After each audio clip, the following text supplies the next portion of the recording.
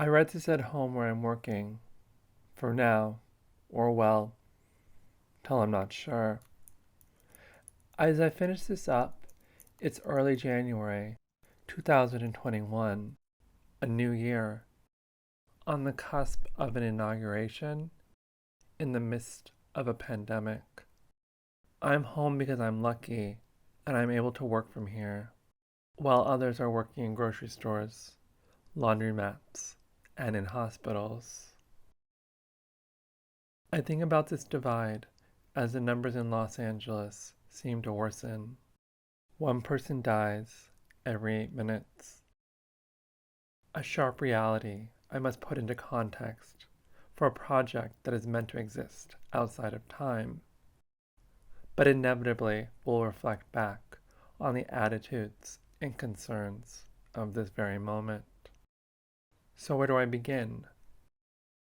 My goal is to develop a project which helps simplify engagement with government, whether it be at local, state, or federal level.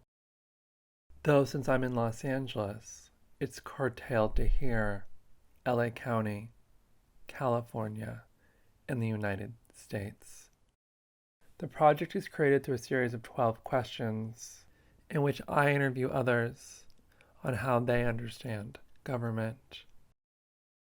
The project began with the reference of videos I saw in my youth, such as Schoolhouse Rock, where a complex question is simply explained over a few minutes. This project has become much more complicated, as to understand these systems are in fact quite complicated. Who are the interviewees? Individuals who graciously gave me their time as we spoke via phone or online. They are government employees, work for political organizations, or, well, just informed citizens.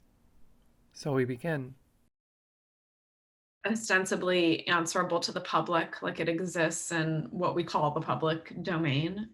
Radically different scales. It distributes resources, upholds laws. Like maybe it helps to think about government through the lens of like what my contact with government is. So it's like the IRS, the Postal Service, the police, firefighters, publicly owned utilities. Oh, I was married. That's a state function. I'm getting divorced. That's another state function. I mean, I think government is a system of rule over a group of people.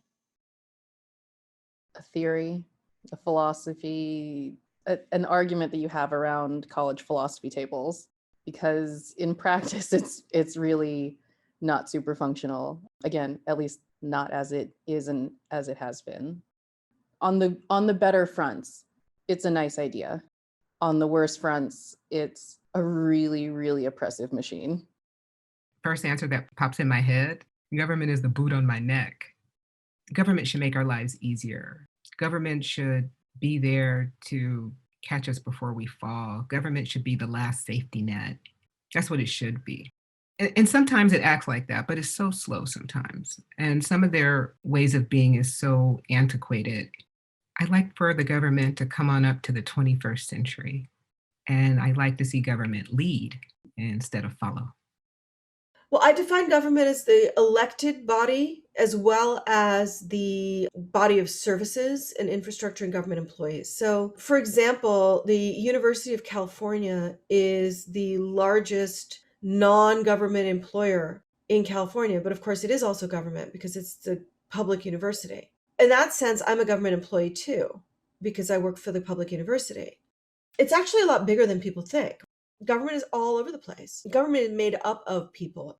Bureaucracy is how people are buffered from influencing the structure of a larger entity that is made of people. So a lot of times I think we also identify government with bureaucracy, or that layer of immobility that makes it hard to do things, which can also be a layer of accountability that is important. Government can be as simple as like the Western Heights Neighborhood Association that I participate in meetings of sometimes, which is just other people in this community of 6 blocks that want to have influence over what our neighborhood looks like. Government is for building the best society possible together with citizens. It is a place of ideas, a place for innovation. That's to me an idealized definition of government, a place that gives you the resources to be the best citizens, be the best residents, to help build a wonderful society.